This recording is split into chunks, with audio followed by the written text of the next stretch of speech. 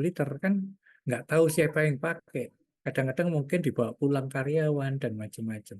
Iya. Sehingga untuk bisa apa namanya eh, untuk mengatasi hal seperti itu, maka beli 30 liter tidak dicatat sebagai biaya, tapi dicatat sebagai perlengkapan saja.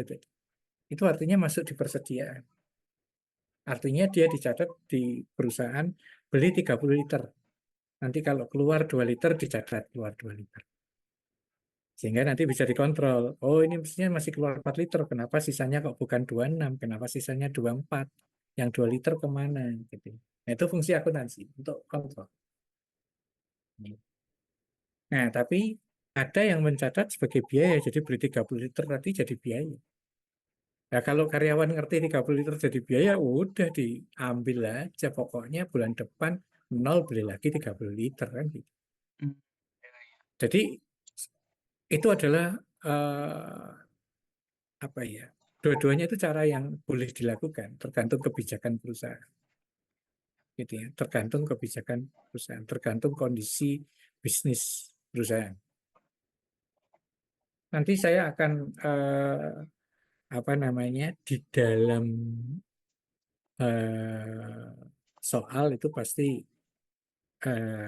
nama akunnya itu akan saya Sederhana.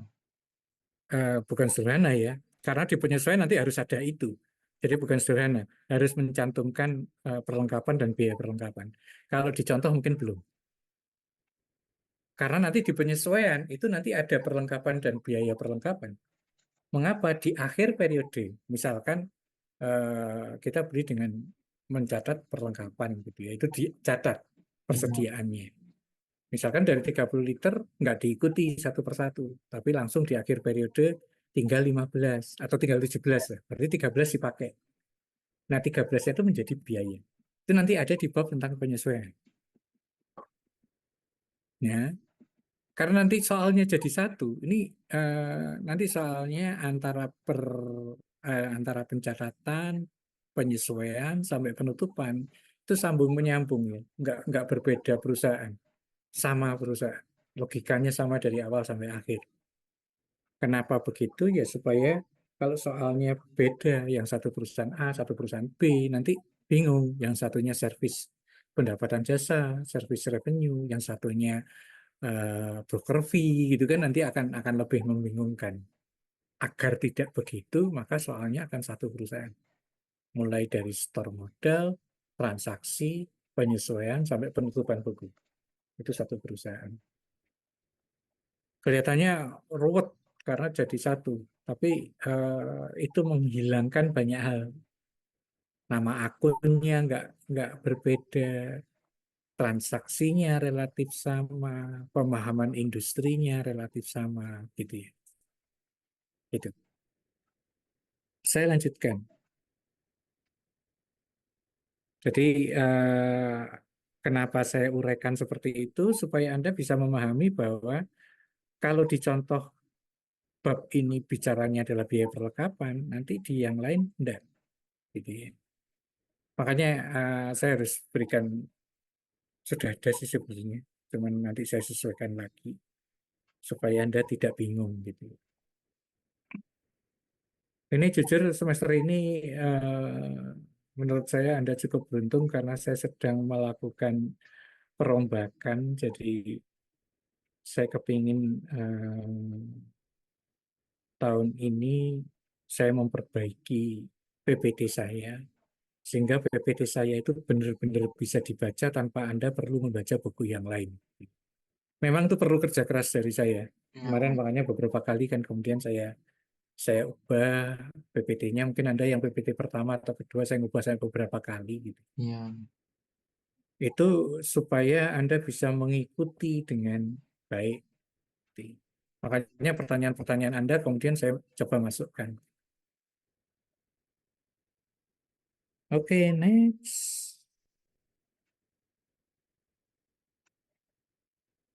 Kalau tadi kendaraannya transaksinya adalah merupakan setoran modal, kalau di sini beli. eh waktunya sudah habis ya. Saya selesaikan dulu contohnya ya. Ya, nggak apa-apa, Pak. Anda berikutnya mata kuliahnya siapa? Pak Nugroho. Pak Rosid, Oh, Pak Rosi. Mata kuliah apa? pengantar kewirausahaan. Oke, saya selesaikan dulu nanti biar nggak tanggung gitu ya. Iya, Kendaraan, membeli kendaraan secara tidak tunai. Tidak tunai tadi dibayar mundur gitu ya. Ini kendaraannya otomatis bertambah, tapi lawannya bukan modal. Karena kita belum bayar, otomatis utang usaha. Ya, karena kita belum bayar. Kenapa nggak kas? Ya, karena belum dibayar. iya, Kalau kalau kita transaksi itu kalau antara aliran dana dan aliran kasnya bareng, berarti kasnya yang ditampilkan. Ya, kendaraan pada kas. Tapi kalau baru nggak dibayar langsung ya pasti utang, gitu kan. utang. Berarti kendaraan pada utang usaha. Kendaraannya bertambah, kendaraan bertambah, aset berarti dia di depan. Lawannya utang usaha, ya otomatis kredit. Iya. Kemudian berikutnya adalah membayar utang yang 180 juta tadi. Nah, membayar sebesar 180 juta, membayar berarti duitnya berkurang. Duitnya berkurang berarti kas berkurang. Kas berkurang di kredit. Sesuai dengan apa kalau dia di aset berarti berkurang di kredit. Berarti kasnya kredit. Sudah tulis dulu kasnya kredit. Lawannya utang usaha.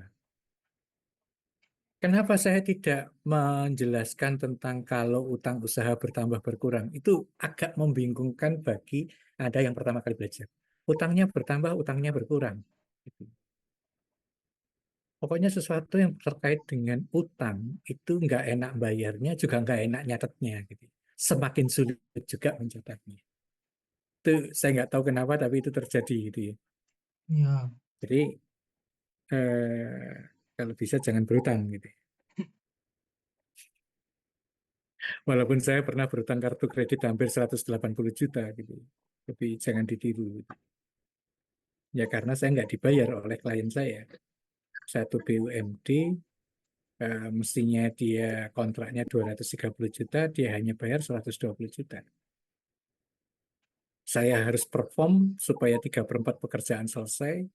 Kalau nggak saya nanti dianggap menyelewengkan uang perusahaan, tapi sisanya nggak dibayar.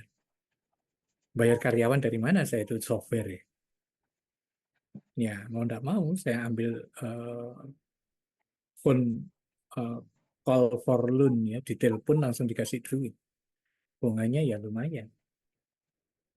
Satu berapa ya? Tapi masih di bawah bunga bunga pinjol lah. Bunga-bunga kartu kredit itu masih di bawah bunga pinjol 1,25. Paling tinggi sekarang 1,5% per bulan. Itu menurut saya masih masih kecil ya. Dibanding pinjol. Kalau pinjol itu bisa 1% per hari atau 30% per bulan. agak brutal. Jadi jangan pernah pinjam-pinjol. Oke, berikutnya menagih ke pelanggan. Menagih ke pelanggan berarti ini agak sulit bagi saya menjelaskannya. Tergantung Anda lebih lebih mudah memegang yang piutang atau memegang yang pendapatan, gitu ya. Pendapatan ini terjadi karena jasa sudah dilakukan. Jadi aliran barang atau jasanya sudah ada, aliran duitnya belum. Karena itu haknya sudah kita akui. Hak kita akui itu artinya pendapatannya kita akui. Kenapa? Karena jasanya sudah kita berikan. Nah, pendapatan bertambah itu di sisi kredit. Ya, pendapatan bertambah di sisi kredit. Sudah, taruh dulu pendapatan. Taruh dulu pendapatan. Lawannya otomatis piutang. Karena kan tidak dibayar tunai. Kalau Iya, orang berutang kepada kita, kita nyatetnya piutang. Kalau kita berutang kepada usaha lain, maka kita nyatetnya sebagai utang. Oke. Berikutnya, membayar gaji karyawan. Nah, membayar gaji karyawan, otomatis beban gaji pada kas. Oh, sebentar. Ini mestinya beban, bukan biaya. Nah, ini mestinya beban. Pada kesempatan yang lain saya akan coba uraikan apa bedanya beban dengan biaya. Sebenarnya sama gitu. Cuma biaya itu biasanya kumpulan dari beban. Ya. Ya, Di pertemuan selanjutnya aja saya uraikan. Itu bantu. sebenarnya sempat saya tulis di akhir-akhir di bab 2 itu cost dan expenses itu, tapi saya belum sempat menjelaskan itu. Oke, berikutnya menerima tagihan listrik. Tagihan berarti utang, gitu ya. Berarti utang. Utang bertambah di kredit. Lawannya debt. Apa lawannya? Beban listrik. Beban listrik itu ya biaya listrik, gitu ya. Kenapa saya tidak menggunakan istilah biaya? Karena dalam standar akuntansi keuangan sekarang, penyebutan biaya-biaya seperti ini menjadi beban. Biaya itu hanya digunakan untuk HPP, harga pokok penjualan. Nah, itu menjadi biaya pokok penjualan. Hanya di situ, lain-lainnya menjadi beban. Oke, berikutnya adalah menerima pendapatan tunai. Nah, kalau pokoknya tunai-tunai ini kan gampang. Menerima pendapatan tunai berarti terima duit, berarti kas bertambah. Lawannya langsung kredit. Kan gitu ya. Enaknya kalau transaksi kas begitu. Ya, Kemudian yang berikutnya menerima pembayaran dari pelanggan atas sewa mobil. Yang tadi ya, yang di transaksi sebelumnya. Otomatis terima, ya kas. Atas tagihan, berarti piutang. Karena kemarin kan sudah, maksudnya kemarin tuh ini. Nah, ini kan ditagih. Nah, ditagih ini ternyata dibayar di sini. oh ya, Jadi piutangnya berkurang, kasnya bertambah. tambah. Pokoknya pegang salah satu yang Anda lebih mudah memahami. Kas itu paling mudah dipahami. Nah, kalau sudah modal dan utang, nah ini yang agak sulit dipahami gitu ya. Coba cari yang lebih mudah dipahami, kemudian Anda, oh ini kredit, ini dapat. Gitu. Oke, karena waktunya sudah habis, bentar saya absen dulu.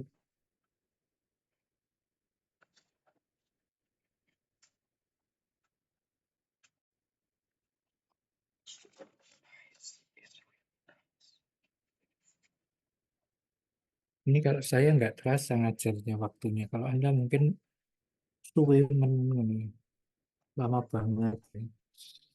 Oke, Saya mau lebih panjang lagi, Pak.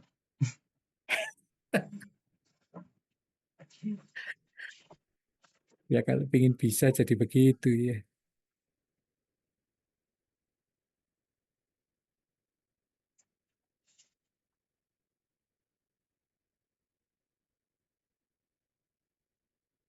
Oke, Leoni, Akve Leoni, adakah? Hadir, Pak. Oke. Mas Afif tadi izinnya.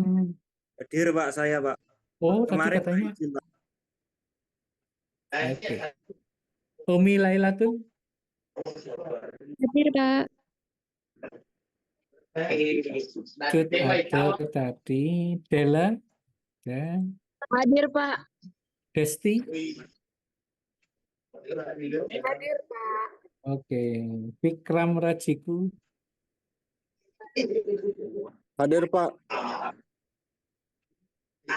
Firda Nurintan, Hadir, Pak. Haryansyah. Oh, ini yang izin. Herlina.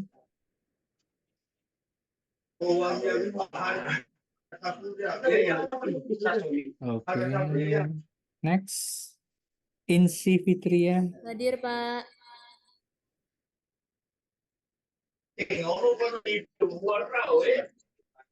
Muhammad Ariel ada, Muhammad Rofiki,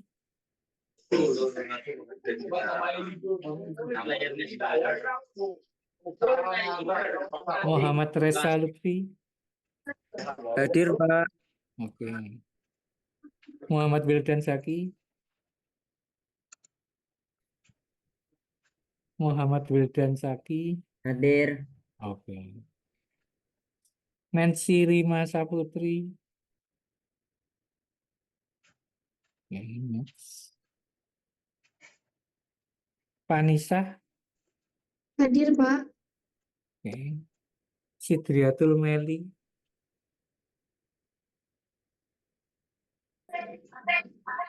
Anggia. Ya. Hadir, sudah. Pak. Anggia Yulfa. Hadir, Pak. Oke.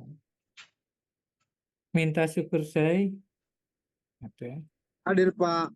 Arinuddin Say. Tadi katanya agak jelek ya. Iya, Hadir enggak ini? Hadir. hadir, Pak. Oke. Muhammad Irfan Ramadhani.